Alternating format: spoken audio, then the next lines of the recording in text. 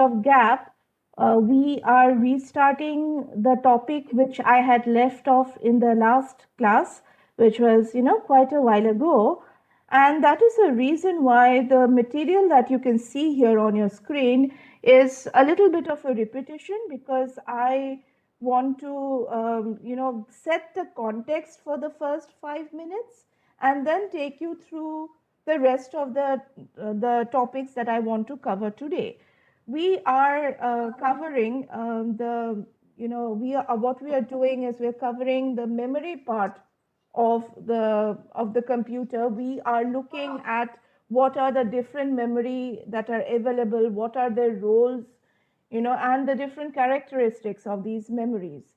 Now, we these contents that you can see on your screen are things that we've already covered.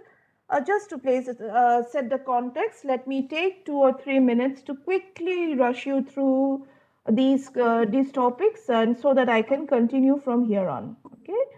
And in the meantime, I have one request for all of you, since there are quite a number of participants. I request all of you to please, send me, unmute, to mute yourself until and unless you are speaking, so that there is no noise overload, and to keep your videos off so that we save on bandwidth. Okay. And many messages are coming in. As far as your attendance goes, please send me a message on WhatsApp. Okay, all external candidates, message on WhatsApp, and internal scholars, like I say, many of you have volunteered to send one from each faculty of studies. Just collate the names and send it to me on WhatsApp. Okay. Yeah, so let us start the class now. So we were discussing about the memory of a computer, and we saw that there are basically we can say that memory is of two types: the primary memory and the secondary memory. Uh, for primary memory and secondary memory, the difference I've noted down here on your board. Here you can see that primary memory and secondary memory, one of the most important thing that distinguishes them is that primary memory was volatile. The minute you switch off the current, that whatever content is there in the primary memory, that gets lost. Whereas in secondary memory, even if you switch off the system, the content in that memory, that continues to remain. Primary memory more expensive than secondary memory. And important thing is that primary memory is the memory that is directly accessible by the CPU, whereas secondary memory is not. And primary memory has, obviously, it's less capacity. It's because it is more expensive, and hence, we don't get too much of primary memory, because if we were to get too much of primary memory, then it would become very costly. And secondary memory, relative to primary memory, has far more capacity. You can see the schematic diagram that I've drawn here. This is something that I've already discussed, but just to refresh things, drawn it once again. Input devices, any input that comes through the input devices being your, different kinds of input devices. You've got your keyboards, you've got your mouse, right, and other things as well. We'll come to that later. So input devices, whatever input comes, that goes directly to the primary memory, not the secondary. Thing to remember, it goes directly to the primary memory, and anything that you store in the secondary memory goes from the primary memory to the secondary memory, as you can see here in the diagram, and then back to the primary memory. And then you have any output that you send to the output devices, that goes directly from the primary memory to the output devices. And most importantly, you can see here that the CPU accesses the primary memory. It does not access the secondary memory. In order to write to the secondary memory or to read from the secondary memory, you have to go through the primary memory. So that was about primary and secondary memory. Now, primary memory, we have discussed already that it is, again, we can talk of it as being of two types, RAM and ROM. RAM is random access memory, ROM is read-only memory. And RAM, again, is of two types, SRAM and DRAM. We have discussed up to the different types of RAM. And today we will start with discussing about this part, the ROM part. So I will today discuss these two things essentially. One is I will be discussing about ROM, okay, and I will be discussing about the secondary memory. We've already discussed the different types. SRAM, I hope all of you remember. SRAM is static RAM and DRAM is dynamic RAM. Again, spending 2 minutes on this slide. RAM, like we've already discussed, it's a block of sequential memory locations.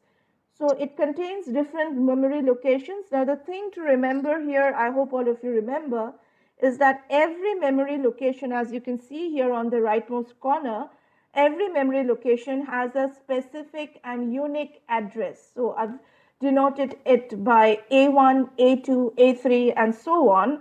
And every memory cell contains either a 0 or a 1. Okay, and that is RAM. And our RAM again is of two types, static and dynamic.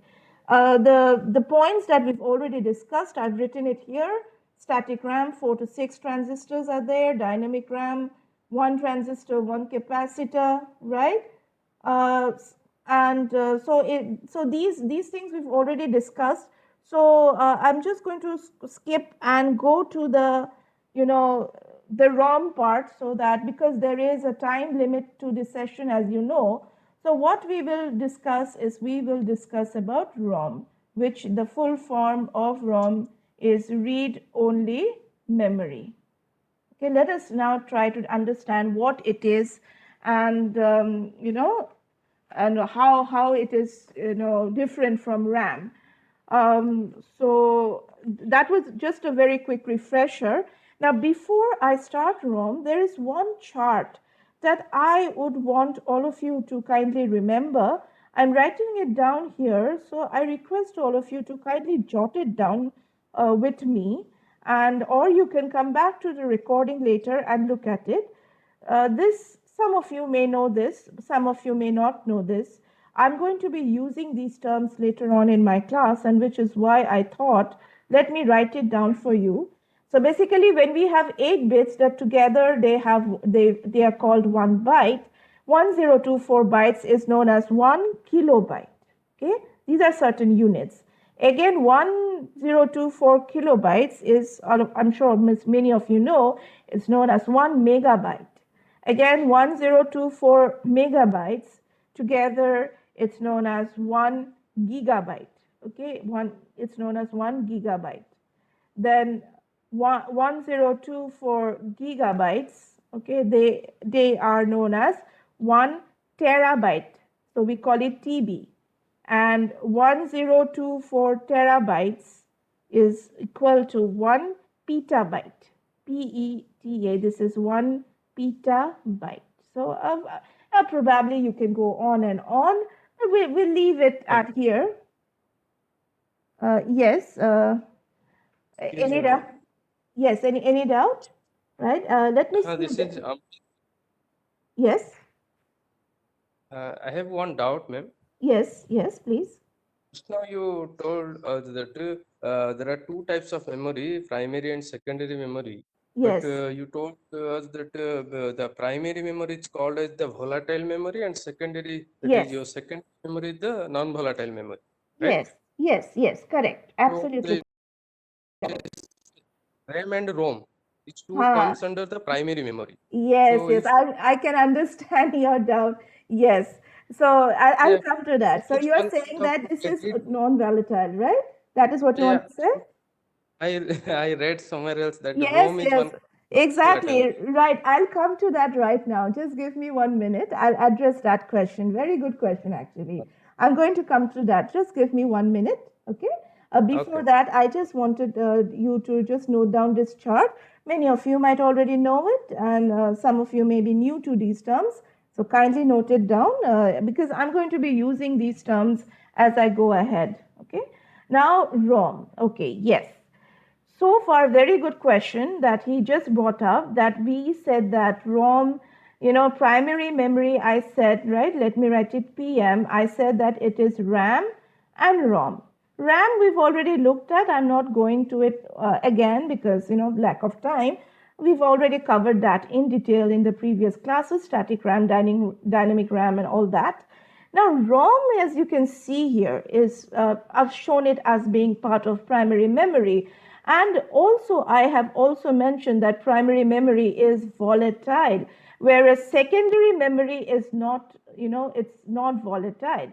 But one thing, if you remember that, I had mentioned very early in my class last time in the classes that though we say that ROM is a part of primary memory, ROM is that portion of primary memory which is, which is not volatile. So there, even though we say that RAM is volatile and all that, actually, when we say primary memory, what we actually infer is that we talk about RAM. Though ROM is actually part of primary memory, that is a portion of that primary memory which is not volatile. Okay, so let me come to ROM once again. ROM is again, it is some cells. It is some cells, or it's actually some chips on the motherboard. To be more accurate, it is some chips on the motherboard. Now the question is, let me write down the characteristics of ROM. When I say ROM, it is, first of all, most importantly, it is non-volatile. That means whatever I store in ROM, that content does not disappear even after I switch off the machine. Unlike RAM, the contents do not disappear. Whatever you store in static RAM or dynamic RAM, that disappears. But whatever you store in ROM, it does not disappear. It is the non-volatile portion of RAM, of primary memory. So essentially, when we say that primary memory is volatile, it is not accurate. Because what we mean is that when we say primary memory is volatile, they are talking only about the RAM portion. They are not talking about the ROM portion. This is a major confusion that is there in the terminology. So just remember that when you talk about ROM, read-only memory, it is the contents are not volatile. It's non-volatile. Okay, that's the first characteristic of ROM.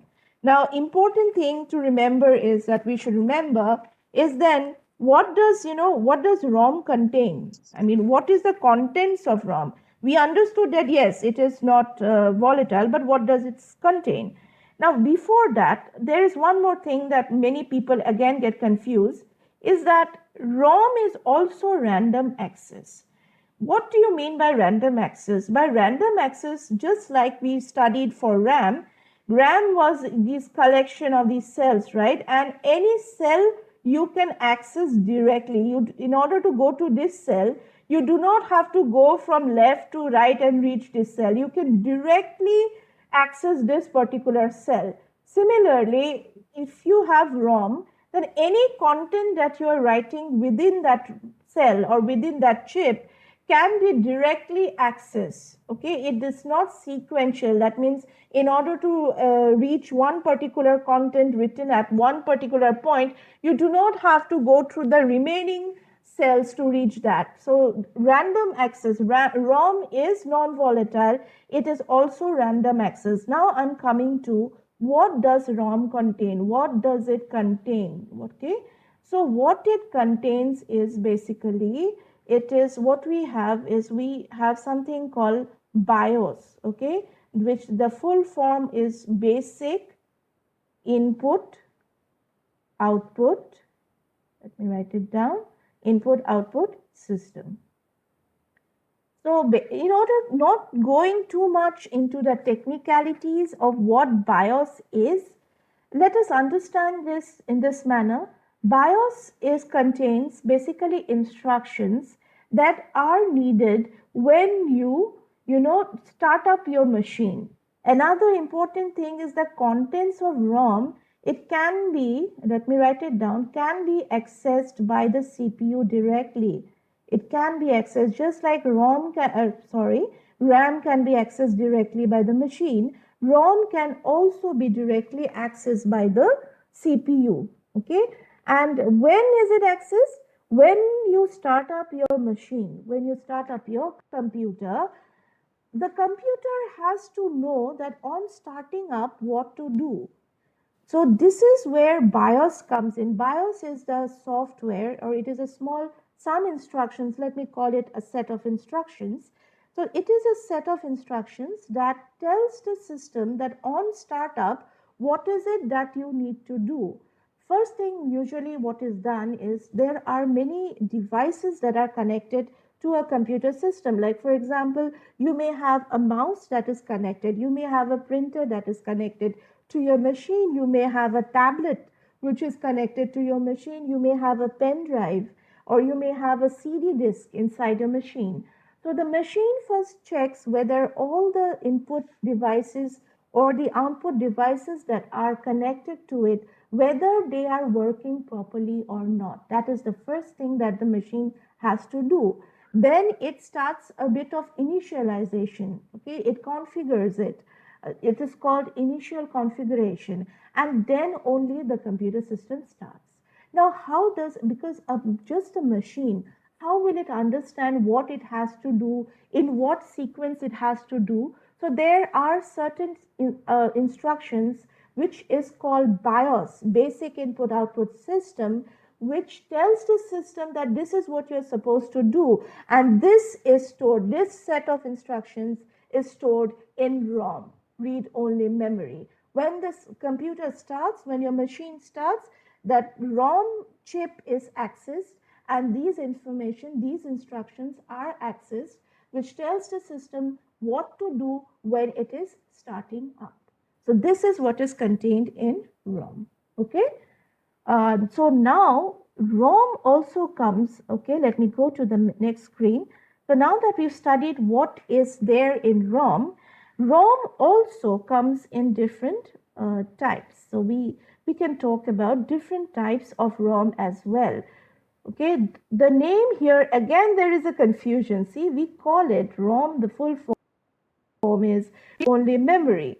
Okay, but now when we talk about different types of ROM, there is PROM, which is programmable read-only memory. You have EEPROM. Okay. Okay, I'm getting saying that I'm not audible. Just 1 second. Let me try again. Yes, am I audible now? Am I audible? Ma'am, now you're audible. Okay. You are audible. Yeah, I'm sorry about that. Can you just repeat, ma'am? Yes, of course. Okay, so did you all get the part about ROM when I was discussing what is ROM, what is contained in ROM? Ma'am, can you just repeat that? I'm not hearing. What did you say? Repeat what? Repeat what? Hello? Okay, so I'm saying that I'm getting messages saying that now we can hear you. Okay, let me, just one question. From which part you want me to repeat?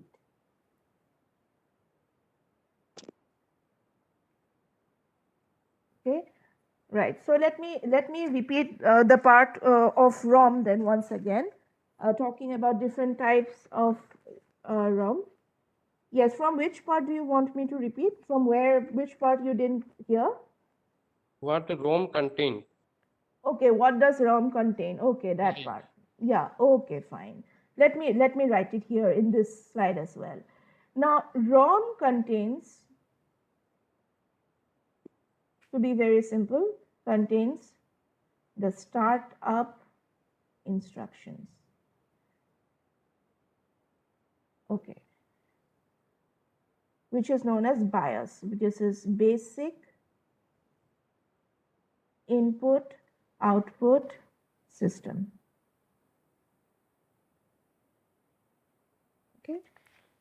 when the computer has to start up, okay, when the computer has to start up, it has to first check what are the input and output devices that are connected to the system.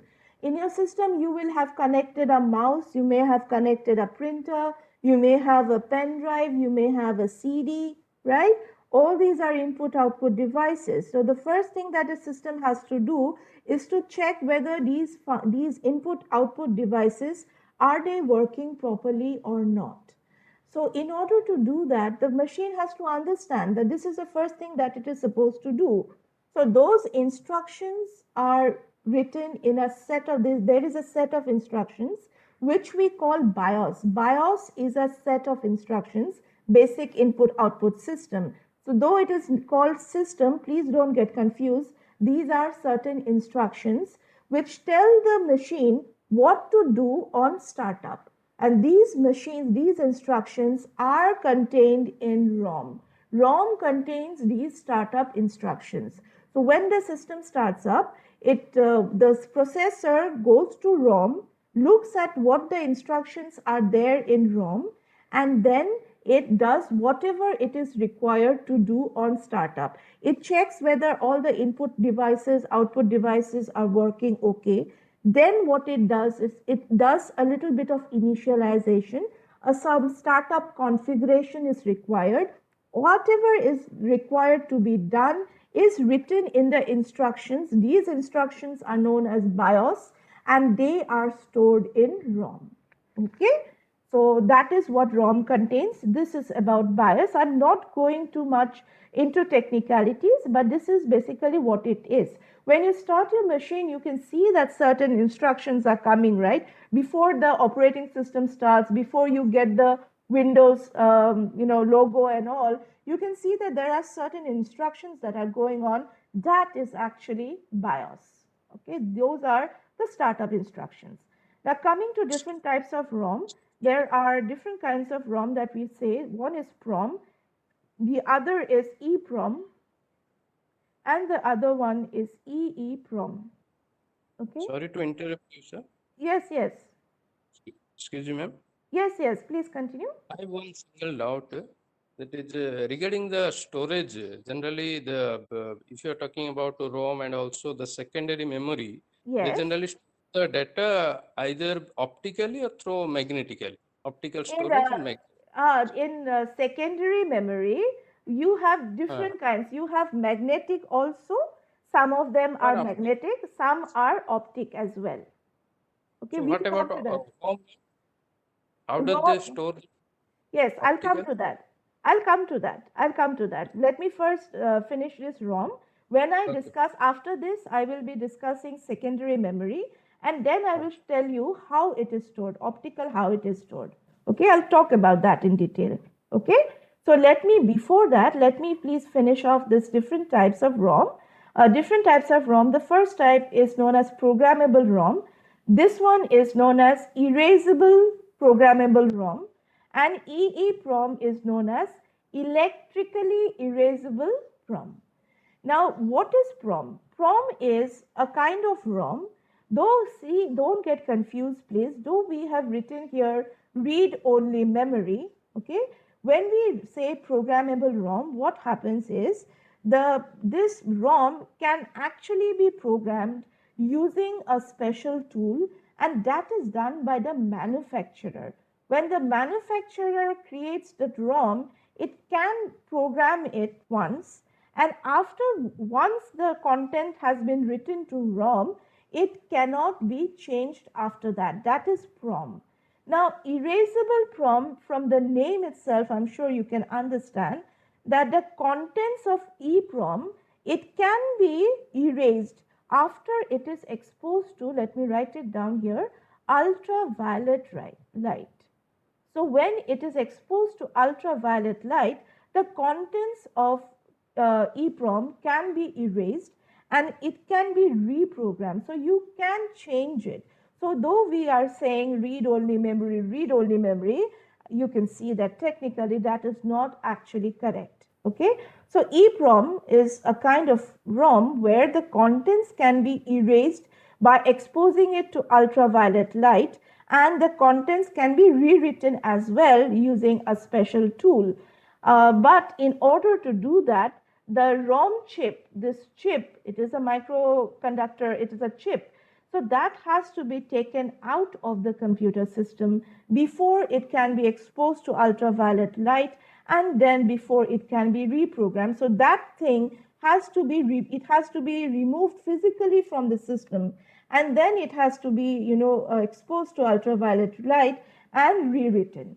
Now let us come to the third part, which is electrically erasable PROM. From the name itself, it's obvious that in order to change or erase the content that you have stored here, what you need is electric charges. So this is how it is different from EEPROM. In order to remove the contents of EEPROM, you have to expose it to ultraviolet light. But in order to remove the contents of EEPROM, you just need to expose it to electric charges. And for EEPROM, you do not need to remove it physically from the system. It can remain in the system and still it can be erased and it can be reprogrammed.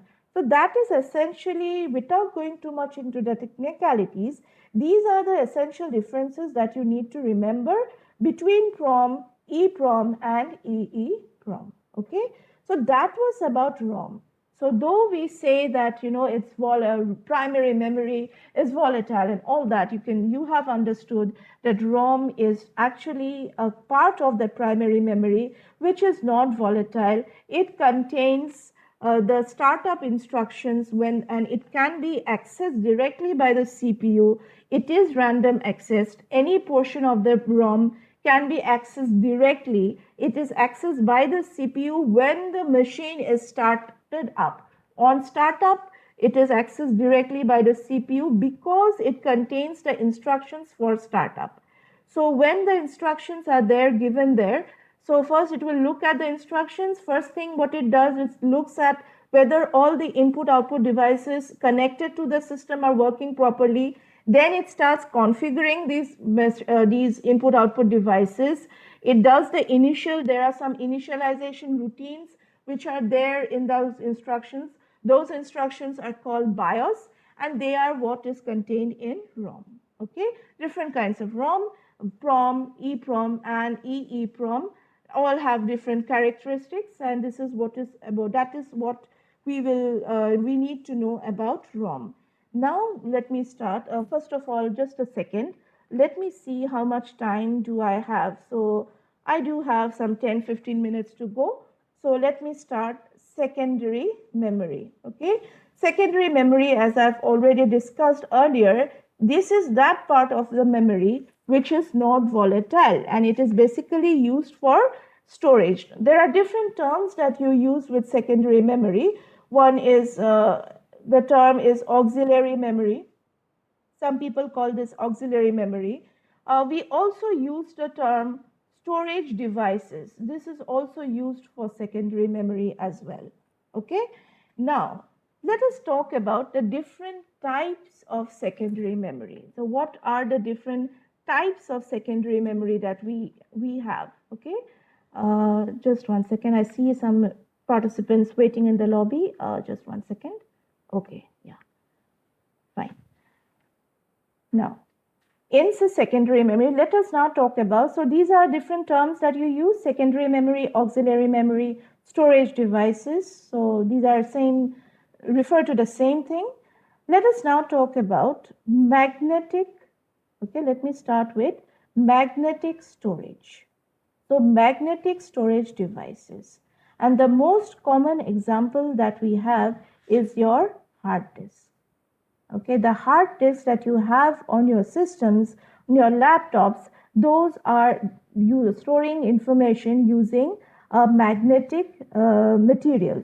Now, how is it stored? Let me talk a little bit about it. Okay, before that, let me stop sharing this because I want to share, because this is online, I'm making use of that, and let me show you one picture.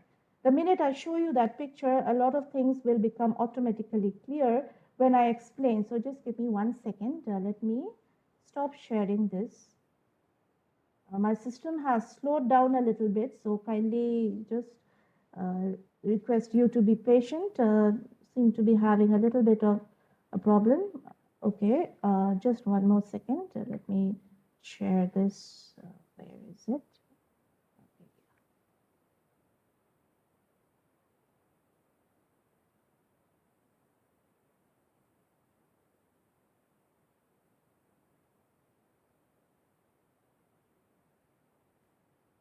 Oh, this is the attendance, not the one that I wanted to share. Just one second. Okay, let me. Okay. Is the screen visible? Kindly let me know if the screen is visible. Right? Yes, This is- madam. Yes, ma'am. Yes, right? Okay. Please look at the diagram where you can see a disc with a rotating head. That is the second diagram, the one on the left. For now, please ignore the other diagrams. I'll come to that later. Please look at the left, that is the second diagram, the second row, the left one, where you can see something which looks like a CD, right? And you can see a rotating head. Now that is that is a picture of what a hard disk looks like. You can see that there is this part is known as a platter, and though in that diagram only one disk is you can see that there is one rotating surface, one disk, but actually what happens, I suppose it's clear, right? Let me now come back to my board. Just one second. Let me stop sharing this and let me come back to my board. Just one second.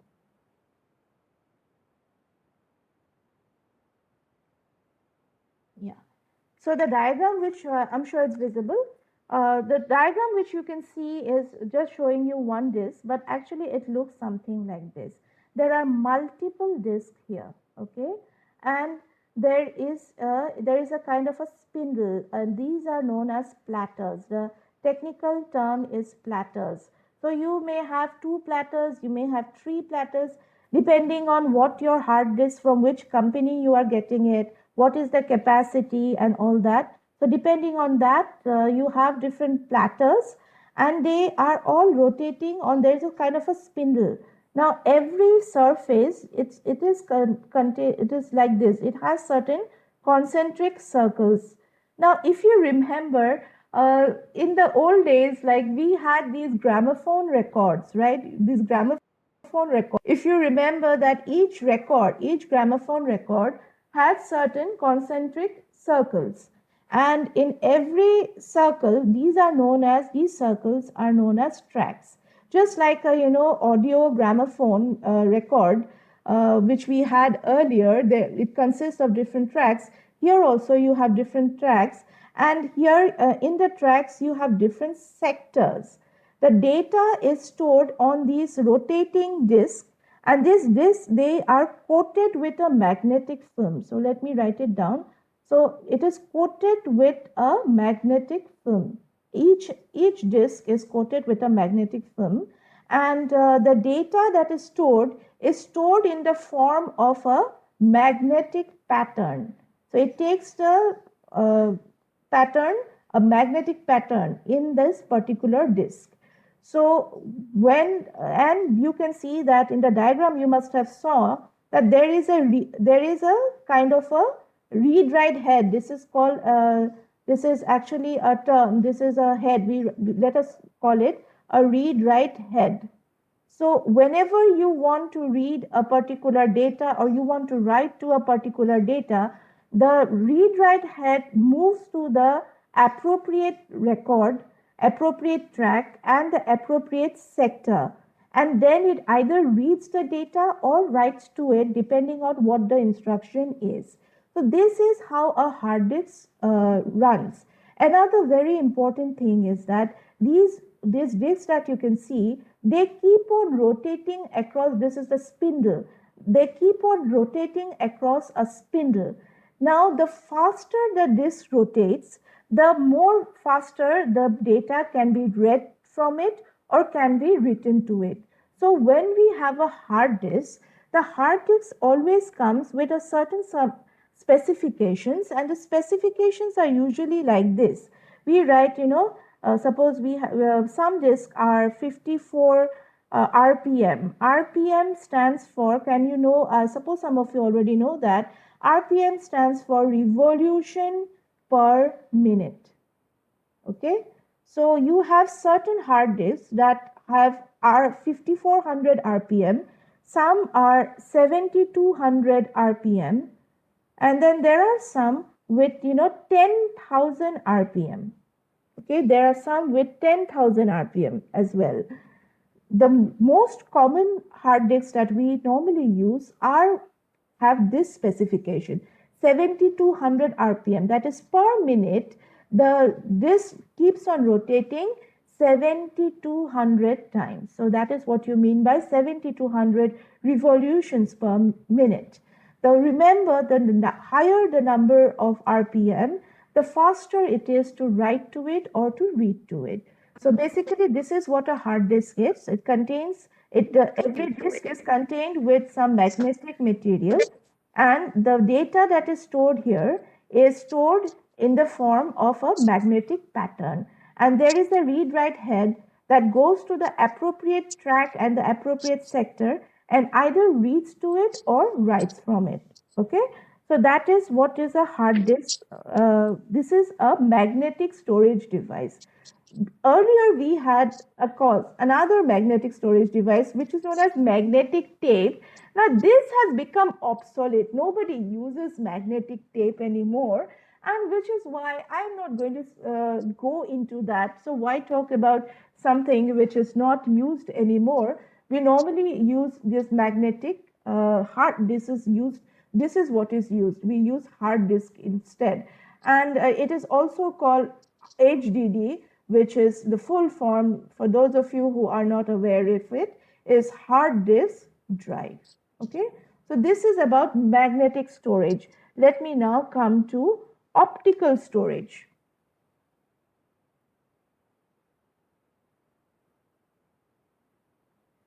First, let us look at some examples. Some examples of optical storage are your CDs, your DVDs, then Blu-rays. These are you have Blu-rays as well. These are different optical storage mediums. Now, how do we store data on a optical storage? Now, optical storage is, again, it's a disk. Okay, it's a disk like this.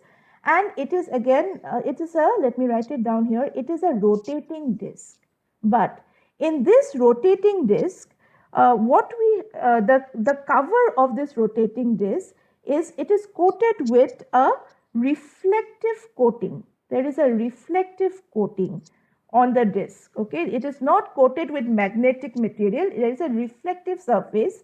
And when we are storing bits, and because you know that all information in a system is either ones or zeros, right? Ones or zeros. So whenever we try to code a 1 or a 0 and we try to store it here, the way it is done is it is encoded as light and dark spots. Let me write it down here. It is encoded, bits are encoded as, light and dark spots on this surface which has a reflective coating. And when we encode them as a light and dark spots, we use a dye. Using a dye, there is a special kind of dye which is used to encode the data on this kind of a surface. So when you are encoding a 1, there's a different way in which you do it. So we use a dye for that.